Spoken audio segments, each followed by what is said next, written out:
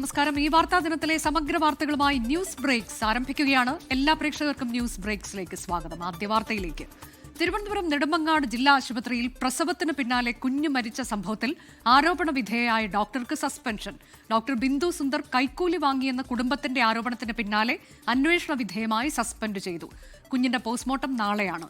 കുഞ്ഞിന്റെ മരണത്തിൽ വിദഗ്ധ സംഘം അന്വേഷണം തുടങ്ങി. മുറി തന്നെയാണ് കൊടുത്തത്. രണ്ട് പ്രാവശ്യം കൊണ്ട് കൊടുത്തു. അങ്ങനെ തന്നെയാണ്. അവിടെ നിന്ന് എല്ലാവരും പറഞ്ഞിട്ടില്ല ഇത്ര വെച്ച് ഫീസ് വെച്ച് കൊടുക്കുന്ന പറഞ്ഞാൽ കൊടുത്തിട്ടുണ്ടല്ലോ.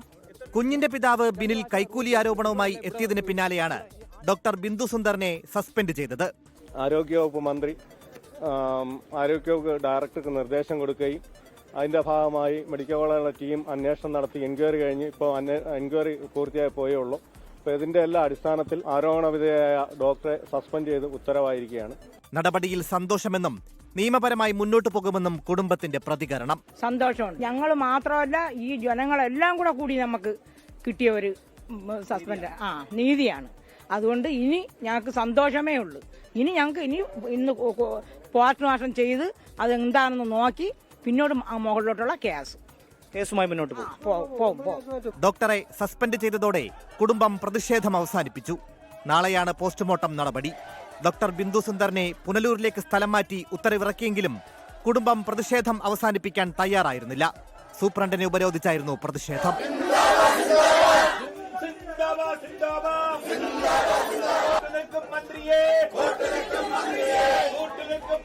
ഡോക്ടർക്കെതിരെ നടപടി സ്വീകരിക്കാതെ കുഞ്ഞിന്റെ മൃതദേഹം ഏറ്റുവാങ്ങില്ലെന്നായിരുന്നു തീരുമാനം. ആശുപത്രിക്ക് മുന്നിൽ വിവിധ രാഷ്ട്രീയ സംഘടനകൾ പ്രതിഷേധ മാർച്ച് നടത്തി.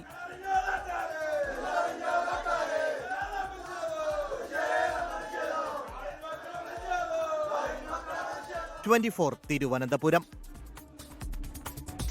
പേരൂർക്കട ESI ആശുപത്രിയിൽ ഡോക്ടേഴ്സ് തമ്മിലുള്ള തർക്കത്തെ തുടർന്ന് ശസ്ത്രക്രിയ മുടങ്ങിയതിൽ നടപടിയെടുക്കുമെന്ന് മന്ത്രി വി ശിവൻകുട്ടി. ജില്ലാ ലേബർ ഓഫീസറോട് അന്വേഷിച്ച് നടപടിയെടുക്കാൻ മന്ത്രി നിർദ്ദേശം നൽകി. ഡോക്ടേഴ്സിനെതിരെ നടപടി ശുപാർശ ചെയ്ത് ആശുപത്രി സൂപ്രണ്ട് ESI ഡയറക്ടർക്ക് റിപ്പോർട്ട് നൽകി. 24 ബിഗ് ഇംപാക്ട്.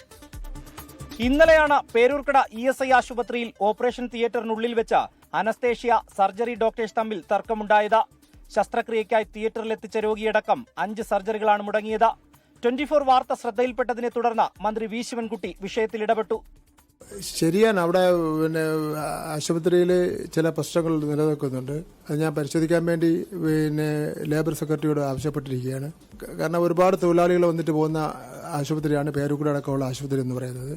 ഒന്ന് നമുക്ക് സാമ്പത്തികം ഇല്ലാത്തതിന്റെ പ്രശ്നമുണ്ട്. കേന്ദ്ര ഗവൺമെന്റാണ് ഫണ്ട് തരേണ്ടത്, അവർ തരുന്നില്ല. എന്തായാലും അതൊന്നും ഒരു കാരണമല്ല ഈ ജീവനക്കാർ തമ്മിലുള്ള തർക്കത്തിന്. ജീവനക്കാർ തമ്മിലുള്ള തർക്കം എന്തായാലും സെക്രട്ടറി റിപ്പോർട്ട് കിട്ടിയാൽ ആവശ്യമായ നടപടി സ്വീകരിക്കും. അനസ്തേഷ്യ വിഭാഗം ഡോക്ടേഴ്സായ ബിനിൽ, പ്രിയ, സർജൻ ഗണേഷ് എന്നിവർ തമ്മിലാണ് വാക്കേറ്റമുണ്ടായത്.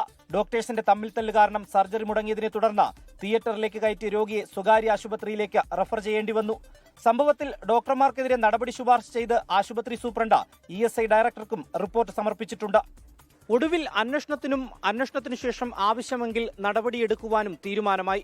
പക്ഷേ ശസ്ത്രക്രിയ മുടങ്ങിയതിനെ തുടർന്ന് ആശുപത്രിയിൽ കഴിയുന്ന രോഗികൾ ഇനി എന്തു ചെയ്യണമെന്നുള്ള കാര്യത്തിൽ ഇതുവരെയും ഒരു തീരുമാനമായിട്ടില്ല.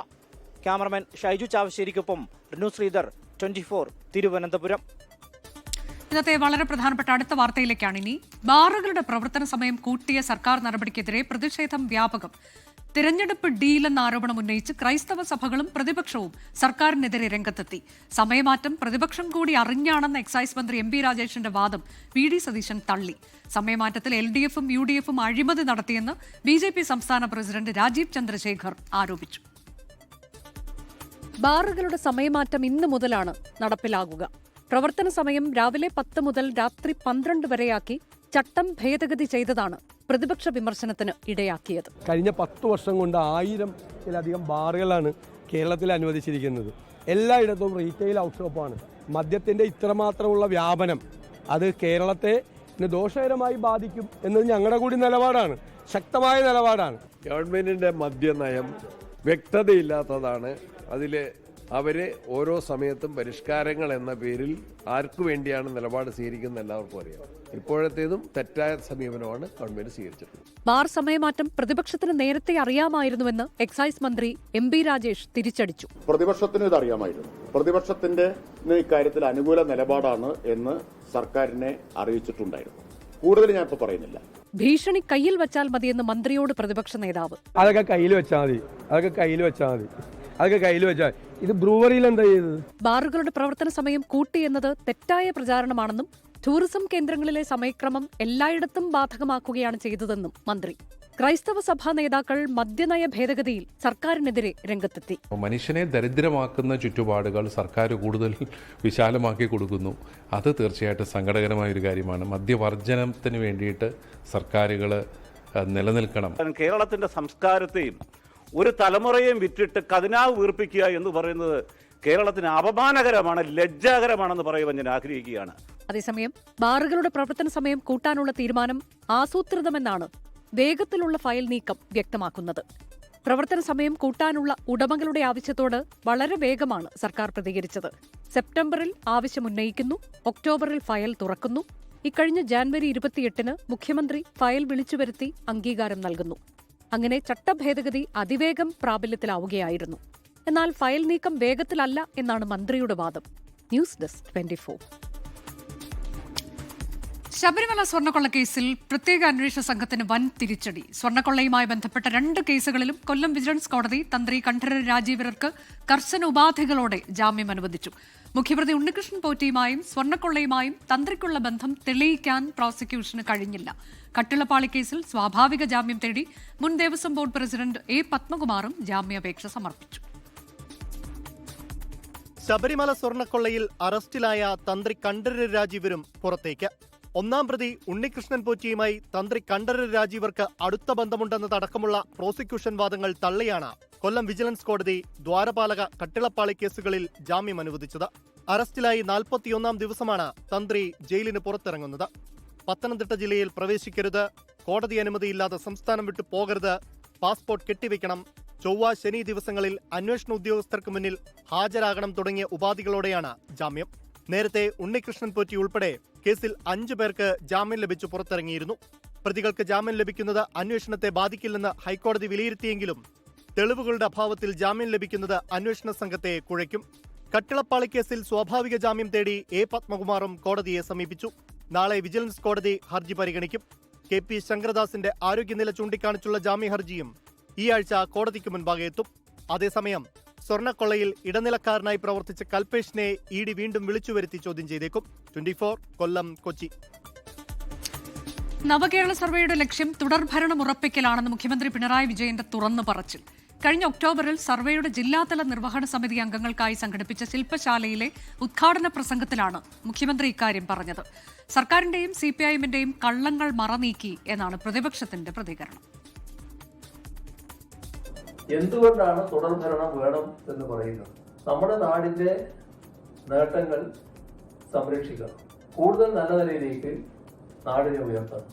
അതിന് തുടർഭരണം ആവശ്യമാണ്, അല്ലെങ്കിൽ പുറകോട്ട് പോവുകയാണ് ചെയ്യുക. നവകേരള സർവേയുടെ യഥാർത്ഥ ലക്ഷ്യം തുടർഭരണമാണെന്ന് മുഖ്യമന്ത്രി ഉറപ്പിക്കുന്ന ശബ്ദരേഖയാണിത്. 2025 ഒക്ടോബർ 22-ന് തിരുവനന്തപുരത്ത് നടന്ന നിർവഹണ ഉദ്യോഗസ്ഥരുടെ ശില്പശാലയിലെ മുഖ്യമന്ത്രിയുടെ ഉദ്ഘാടന പ്രസംഗം. സർവേയുമായി എത്തുന്നവർ ശ്രദ്ധിക്കേണ്ട കാര്യങ്ങളും മുഖ്യമന്ത്രി വിവരിക്കുന്നുണ്ട്. നല്ല മുന്നേറ്റം നമുക്ക് ഉണ്ടാക്കാൻ കഴിഞ്ഞിട്ടുണ്ട്. പക്ഷെ ഇതുപോലെ ഇനിയും മുന്നേറേണ്ടതായിട്ടുണ്ട്. ആ മുന്നേറ്റത്തിന് ഒരു തുടർഭരണം എന്നത് ഒഴിച്ചുകൂടാത്തതാണ്. ഇതുകൂടി നമ്മുടെ പോകുന്ന ആളുകളുടെ മനസ്സിൽ ഉണ്ടാകും. ശബ്ദരേഖ പുറത്തു വന്നതോടെ വിമർശനവുമായി കോൺഗ്രസ്. ഇപ്പോഴിതാ മുഖ്യമന്ത്രിയുടെ തന്നെ ശബ്ദരേഖ പുറത്തു വന്നിരിക്കുന്നു. അതിൽ രാഷ്ട്രീയമുണ്ട്. തുടർ ഭരണമാണ് അതിൻ്റെ ലക്ഷ്യമെന്ന് മുഖ്യമന്ത്രി പറയുന്നു. അപ്പോൾ ഹൈക്കോടതിയിൽ കൊടുത്ത സത്യവാങ്മൂലത്തിന് വിരുദ്ധമായിട്ടാണ് മുഖ്യമന്ത്രിയുടെ തന്നെ വെളിപ്പെടുത്തൽ. നിയമോപദേശം തേടിയതിനു ശേഷം സർവേ റദ്ദാക്കിയ ഹൈക്കോടതി ഉത്തരവിനെതിരെ അപ്പീൽ പോകാനാണ് സർക്കാരിന്റെ തീരുമാനം. 24 തിരുവനന്തപുരം. ഭിന്നശേഷി അധ്യാപക സംവരണത്തിൽ സംസ്ഥാന സർക്കാരിന്റെ നിർണായക നീക്കം. NSSന് അനുകൂലമായ സുപ്രീംകോടതി ഉത്തരവ് എല്ലാ എയ്ഡഡ് മാനേജ്മെന്റുകൾക്കും ബാധകമാക്കി ഉത്തരവിറക്കി. നിയമോപദേശം ലഭിച്ചതിനെ തുടർന്നാണ് സർക്കാർ തീരുമാനം. ഇതിനിടെ കേട്ടിട്ട് ഇല്ലാത്തതിനെ തുടർന്ന് ശമ്പളം ലഭിക്കാത്തവർക്കും താത്കാലികമായി ശമ്പളം അനുവദിച്ച് വിദ്യാഭ്യാസ വകുപ്പ് ഉത്തരവിറക്കി. ക്രിസ്ത്യൻ മാനേജ്മെന്റുകളുടെ സമ്മർദ്ദവും നിയമസഭാ തെരഞ്ഞെടുപ്പ് പ്രഖ്യാപനവും മുന്നിൽ കണ്ടാണ് സർക്കാരിന്റെ യു ടേൺ. 20,000-ഓളം അധ്യാപകർക്ക് നിയമന സ്ഥിരത ലഭിക്കാനാണ് വഴിയൊരുങ്ങുന്നത്. ഭിന്നശേഷിക്കാരെ നിയമിക്കാനുള്ള അധ്യാപക തസ്തികകൾ ഒഴിച്ചിട്ടാൽ എയ്ഡഡ് സ്കൂളുകളിലെ മറ്റധ്യാപകർക്ക് നിയമന സ്ഥിരത നൽകാം എന്നായിരുന്നു NSSന് ലഭിച്ച സുപ്രീം കോടതി വിധി. ഇത് എല്ലാ എയ്ഡഡ് സ്കൂളുകൾക്കും ബാധകമാക്കും. ബഹുമാനപ്പെട്ട സുപ്രീം കോടതിയിൽ നിന്ന് NSSന് ലഭിച്ച വിധിന്യായത്തിന്റെ ആനുകൂല്യം മറ്റ് സമാന മാനേജ്മെന്റുകൾക്ക് നൽകുന്ന കാര്യത്തിലുള്ള അഡ്വക്കേറ്റ് ജനറലിന്റെ ഉപദേശം സർക്കാർ ഒരിക്കൽ കൂടി തേടുകയുണ്ടായി. ഇത് സംബന്ധിച്ച് ഉത്തരവ് ഇന്ന് പുറപ്പെടുവിക്കുകയാണ്. ഇതിൻ്റെ ആനുകൂല്യം സംസ്ഥാനത്തെ എയ്ഡഡ് സ്കൂളുകളിലെ 20,000-ഓളം അധ്യാപകർക്ക് ലഭിക്കുമെന്നാണ് കരുതുന്നത്. അവരുടെ നിയമന തീയതി മുതൽ എല്ലാ ആനുകൂല്യങ്ങളും സർക്കാർ ഉറപ്പാക്കുന്നതാണ്. സുപ്രീം കോടതിയുടെ അന്തിമ വിധി അനുസരിച്ചായിരിക്കും നിയമന സ്ഥിരത എന്ന നിബന്ധന കൂടി ഉത്തരവിലുണ്ട്. 1.5 വർഷത്തിലധികമായി ഇതേ ആവശ്യവുമായി ക്രിസ്ത്യൻ മാനേജ്മെന്റുകളടക്കം പ്രതിഷേധത്തിലായിരുന്നു. ഉത്തരവ് നേരത്തെ ആകാമായിരുന്നെന്നാണ് കത്തോലിക്ക സഭയുടെ പ്രതികരണം. അവൻ്റെ ഒരു വലിയ ദീർഘനാളായിട്ടുള്ള ഒരു പ്രശ്നത്തിന് സർക്കാർ പരിഹാരം കണ്ടു. അതിൽ നന്ദിയുണ്ട്. പക്ഷേ ഇത് ഇത്രയും വൈകിപ്പിക്കേണ്ടതായിരുന്നില്ല എന്നൊരു നിരീക്ഷണമുണ്ട് തീർച്ചയായിട്ടും. കേട്ടിട്ടില്ലാത്ത ഉന്നത വിദ്യാഭ്യാസ യോഗ്യതയുള്ള അധ്യാപകർക്ക് ശമ്പളം നൽകാനും തീരുമാനിച്ചു. നെറ്റ്, സെറ്റ്, MPhil, PhD എന്നിവ ഉള്ളവർക്കാണ് ശമ്പള സ്കെയിലിൽ താൽക്കാലിക അപ്രൂവൽ നൽകുന്നത്. വിദ്യാർത്ഥികൾക്ക് ആധാർ UID നിർബന്ധമാക്കിയതിനെ തുടർന്ന് ജോലി നഷ്ടപ്പെട്ട അധ്യാപകരെ സംരക്ഷിക്കുമെന്നും വിദ്യാഭ്യാസ മന്ത്രി അറിയിച്ചു. 24 തിരുവനന്തപുരം. അനിശ്ചിതകാല സമരം തുടരാൻ Kerala government medical college teachers association. Medical കോളേജുകളിൽ നാളെ മുതൽ അടിയന്തരമല്ലാത്ത ശസ്ത്രക്രിയകൾ ഉണ്ടാകില്ല. മെഡിക്കൽ കോളേജ് ഡോക്ടേഴ്സിന് പിന്തുണയുമായി നാളെ സംസ്ഥാന വ്യാപകമായി PG ഡോക്ടേഴ്സ് OP ബഹിഷ്കരിക്കും. 2016 മുതലുള്ള വേതന കുടിശ്ശിക നൽകുക, ഉടൻ ഒഴിവുകൾ നികത്തി നിയമനങ്ങൾ നടത്തുക, അമിത ജോലിഭാരം കുറയ്ക്കുക തുടങ്ങിയ ആവശ്യങ്ങൾ ഉന്നയിച്ച് കഴിഞ്ഞ 7 മാസത്തിലധികമായി KGM-CTA സമരത്തിലാണ്. ഇതുവരെ ആവശ്യങ്ങൾ പരിഗണിക്കാൻ സർക്കാർ തയ്യാറാകാതെ വന്നതോടെയാണ് സമരം തുടരുന്നത്. OP ബഹിഷ്കരണത്തിന് പിന്നാലെയാണ് നാളെ മുതൽ അടിയന്തരമല്ലാത്ത ശസ്ത്രക്രിയകൾ മുടക്കുന്നത്. അതിലൊരു തീരുമാനം എടുക്കാൻ പറ്റുമായിരുന്നു, അല്ലെങ്കിൽ ഒരു ചർച്ചയ്ക്ക് വിളിച്ച് എന്താണ് കാര്യങ്ങളെന്നുള്ളത് സംസാരിക്കാമായിരുന്നു. അപ്പോൾ ഇതൊന്നും ചെയ്തിട്ടില്ല. നാളെ മുതൽ അക്കാഡമിക് ബോയ്ക്കോട്ടും OP ബോയ്ക്കോട്ടും നിരാഹാര സമരവും കണ്ടിന്യൂ ചെയ്യുകയാണ്. സമരത്തെക്കുറിച്ച് നേരത്തെ തന്നെ മുന്നറിയിപ്പ് നൽകിയിരുന്നുവെങ്കിലും സർക്കാരിന്റെ ഭാഗത്തുനിന്നും ഇതുവരെ അനുകൂല തീരുമാനമുണ്ടായിട്ടില്ല. ഭൂരിഭാഗം ഡോക്ടർമാരും സമരം തുടങ്ങിയതോടെ വിവിധ മെഡിക്കൽ കോളേജുകളുടെ പ്രവർത്തനവും നിലച്ച മട്ടിലാണ്. അതേസമയം മെഡിക്കൽ കോളേജ് ഡോക്ടേഴ്സിന് പിന്തുണയുമായി നാളെ സംസ്ഥാന വ്യാപകമായി PG ഡോക്ടേഴ്സ് OP ബഹിഷ്കരിക്കും. സ്റ്റൈഫൻ പരിഷ്കരണം നടപ്പാക്കാത്തതുന്നയിച്ചാണ് PG ഡോക്ടേഴ്സിന്റെ പ്രതിഷേധം. മെഡിക്കൽ കോളേജ് ഡോക്ടേഴ്സ് അധ്യാപനം ബഹിഷ്കരിച്ചതിനാൽ PG ഡോക്ടേഴ്സിന് ക്ലാസുകളും ലഭിക്കുന്നില്ല. 24 തിരുവനന്തപുരം. കൊല്ലം കടക്കലിൽ നിന്ന് വരുന്ന വാർത്തയിലേക്കാണ്. SFI നേതാവിനെ മരിച്ച നിലയിൽ കണ്ടെത്തി. കടക്കൽ ഏരിയ കമ്മിറ്റി വൈസ് പ്രസിഡന്റ് അഭിനന്ദനെയാണ് തൂങ്ങി മരിച്ച നിലയിൽ കണ്ടെത്തിയത്. സൂര്യഗായത്രി വിശദാംശങ്ങളുമായി. സൂര്യഗായത്രി, ഇതിൽ പോലീസ് എന്തൊക്കെ കാര്യങ്ങൾ പറയുന്നുണ്ട്? പോലീസ് സ്ഥലത്തെത്തിയില്ലേ? തുടർ നടപടികൾ എങ്ങനെയാണ്? കോട്ടുക്കൽ തമ്പുരാൻമുക്ക് സ്വദേശിയാണ് 21 വയസ്സുള്ള അഭിനന്ദ്. ഇന്ന് കോട്ടുക്കലിലെ വീട്ടിലുണ്ടായിരുന്നു. കഥകടച്ച് മുറിയിലിരിക്കുകയായിരുന്നു. ഉച്ചയ്ക്ക് ഭക്ഷണം കഴിക്കാൻ എത്താത്തതിനെ തുടർന്ന് സഹോദരൻ കഥക് തട്ടി വിളിക്കുന്നു, തുറക്കുന്നില്ല. പിന്നീട് കഥക് ചവിട്ടി തുറന്നു നോക്കുമ്പോഴാണ് ഫാനിൽ തൂങ്ങിയ നിലയിൽ അഭിനന്ദിനെ കണ്ടിട്ടുണ്ടായിരുന്നത്. തുടർന്ന് ഉടൻ തന്നെ കടയ്ക്കൽ താലൂക്ക് ആശുപത്രിയിൽ എത്തിച്ചപ്പോഴേക്കും മരണം സംഭവിച്ചിരുന്നു. കടയ്ക്കൽ SFIയുടെ ഏരിയ കമ്മിറ്റി വൈസ് പ്രസിഡന്റാണ് അഭിനന്ദ്. എന്തായാലും മരണകാരണം എന്താണ് എന്ന കാര്യത്തിൽ ഇതുവരെയും ഒരു വ്യക്തതയില്ല. കടയ്ക്കൽ പോലീസ് സ്ഥലത്തെത്തി തുടർ നടപടികൾ സ്വീകരിച്ചിട്ടുണ്ട്. നിലവിൽ അസ്വാഭാവിക മരണത്തിന് കേസെടുത്ത് പോലീസ് അന്വേഷണം ആരംഭിച്ചിട്ടുണ്ട് എന്നുള്ളതാണ് മനസ്സിലാക്കുന്നത്. ഇന്ന് ഉച്ചയ്ക്ക് 2 മണിയോടെയായിരുന്നു സംഭവം. കൊല്ലത്താണ് തൂങ്ങി മരിച്ച നിലയിൽ SFI നേതാവിനെ കണ്ടെത്തിയത്. കടക്കലിൽ. അടുത്ത വാർത്ത, ലൈംഗിക പീഡന പരാതിയിൽ അന്വേഷണം നടക്കുന്നതിനിടെ വയനാട്ടിൽ 16-കാരി ആത്മഹത്യ ചെയ്തു. തിങ്കളാഴ്ചയാണ് +1 വിദ്യാർത്ഥിനിയെ മരിച്ച നിലയിൽ കണ്ടെത്തിയത്. കേസിൽ ബന്ധുവും അയൽവാസിയും റിമാൻഡിലാണ്. 2024-25 കാലയളവിൽ കുട്ടി പലതവണ പീഡനത്തിനിരയായി എന്നാണ് പോലീസ് കണ്ടെത്തിയത്. സംഭവത്തിൽ മേപ്പാടി CIയുടെ നേതൃത്വത്തിൽ അന്വേഷണം പുരോഗമിക്കുകയാണ്.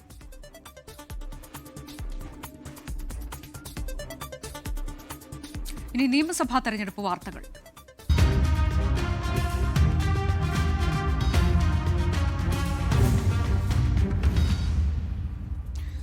നിയമസഭാ തെരഞ്ഞെടുപ്പിനുള്ള കോൺഗ്രസ് സ്ഥാനാർത്ഥികളുടെ ആദ്യ പട്ടിക അടുത്തയാഴ്ച ഉണ്ടായേക്കും. സിറ്റിംഗ് MLA-മാർക്ക് പുറമെ വട്ടിയൂർക്കാവിൽ K മുരളീധരനും പട്ടികയിൽ ഇടം പിടിക്കും. മലമ്പുഴയിൽ മത്സരസാധ്യത തള്ളാതെ VS അച്യുതാനന്ദന്റെ മകൻ VA അരുൺകുമാറും രംഗത്തെത്തിയതോടെ ആകാംക്ഷ വർദ്ധിക്കുകയാണ്. BJP-യിലും സ്ഥാനാർത്ഥി നിർണയ ചർച്ചകൾ സജീവമാണ്. നിയമസഭാ തെരഞ്ഞെടുപ്പിലെ സ്ഥാനാർത്ഥികളെ സംബന്ധിച്ച അനൗപചാരിക ചർച്ചകളിൽ പലതവണ ഉയർന്നുകേട്ട പേരാണ് VA അരുൺകുമാർ. കമ്മ്യൂണിസ്റ്റ് ഇതിഹാസം VSന്റെ നിര്യാണത്തിന് ശേഷം നടക്കുന്ന ആദ്യ നിയമസഭാ തെരഞ്ഞെടുപ്പിൽ അമ്പലപ്പുഴ, കൊല്ലം തുടങ്ങിയ മണ്ഡലങ്ങളിലാണ് അരുൺകുമാറിന്റെ പേരുയർന്നത്. എന്നാൽ VSന്റെ തട്ടകമായിരുന്ന മലമ്പുഴയിൽ അദ്ദേഹത്തിന്റെ മുൻ PA A സുരേഷ് UDF സ്ഥാനാർത്ഥിയാകുമെന്ന വിവരം പുറത്തുവന്നതോടെ അവിടെയും VA അരുൺകുമാറിന്റെ പേര് കേട്ടുതുടങ്ങിയിട്ടുണ്ട്. നിയമസഭാ തെരഞ്ഞെടുപ്പിൽ മത്സരിക്കാനുള്ള സാധ്യത അരുൺകുമാറും തള്ളുന്നില്ല. നമ്മൾ പാർട്ടി കുടുംബമാണല്ലോ, പാർട്ടി പറയുന്നതാണ് നമുക്ക് എന്നും പ്രധാനം. ഇപ്പോൾ ഫോർ ദ ടൈം ബീയിങ് അതിനെപ്പറ്റി I don't have any idea, അറിയില്ല. മലമ്പുഴ അച്ഛൻ്റെ വളരെ വൈകാരികമായി ബന്ധമുള്ളൊരു സ്ഥലമാണല്ലോ. VSന്റെ മകൻ മത്സരിക്കാനെത്തിയാൽ താൻ പിന്മാറുമെന്ന് A സുരേഷ് ഇന്നലെ മാധ്യമങ്ങളോട് പറഞ്ഞിരുന്നു. അതേസമയം കോൺഗ്രസിന്റെ ആദ്യഘട്ട സ്ഥാനാർത്ഥി പട്ടിക അടുത്തയാഴ്ച പ്രഖ്യാപിച്ചേക്കും. സിറ്റിംഗ് MLA-മാർക്കൊപ്പം തിരുവനന്തപുരം വട്ടിയൂർക്കാവിൽ K മുരളീധരനും ഇടം പിടിച്ചേക്കും. AICC നേതൃത്വവുമായുള്ള ചർച്ചയ്ക്ക് KPCC അധ്യക്ഷൻ സണ്ണി ജോസഫ് ഡൽഹിയിലുണ്ട്. BJPയിലും സ്ഥാനാർത്ഥി ചർച്ചകൾ ചൂടേറുകയാണ്. തിരുവനന്തപുരം ആറ്റിങ്ങലിൽ കോർപ്പറേഷൻ ഡെപ്യൂട്ടി മേയർ ആശാനാഥിനെയാണ് പ്രാദേശിക നേതൃത്വം മുന്നോട്ട് വയ്ക്കുന്നത്. BJP തെരഞ്ഞെടുപ്പ് സമിതി യോഗത്തിൽ ഇക്കാര്യങ്ങൾ ചർച്ചയായി. 24 തിരുവനന്തപുരം. തൊടുപുഴ മുതലക്കോടത്ത് കുഴിയിൽ വീണ് യുവാവ് മരിച്ച സംഭവത്തിൽ മുനിസിപ്പാലിറ്റിയെ പഴിചാരി പൊതുമരാമത്ത് വകുപ്പ്. കുഴിയുടെ സ്ലാബുകൾ എടുത്തു മാറ്റിയത് മുനിസിപ്പാലിറ്റിയാണ് എന്നാണ് PWDയുടെ റിപ്പോർട്ട്. PWD അസിസ്റ്റന്റ് എക്സിക്യൂട്ടീവ് എഞ്ചിനീയർക്ക് റിപ്പോർട്ട് സമർപ്പിച്ചു. ആ റിപ്പോർട്ടിന്റെ പകർപ്പ് 24-ന് ലഭിച്ചു.